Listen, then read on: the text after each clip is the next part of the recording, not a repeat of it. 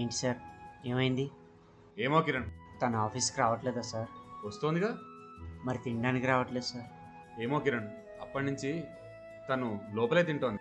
Office బాయ్గా పనిచేయడం నా తప్ప సార్. అలా ఏం లేదు కిరణ్, అప్పటి నుంచి వర్క్ ఎక్కువ ఉంటుంది.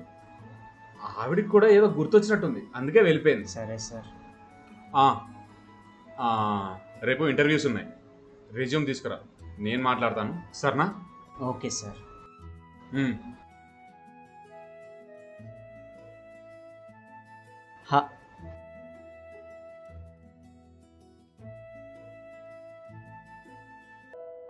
హాయ్ కిరణ్. Hi sir. ఏంటి అలా చూస్తున్నావు?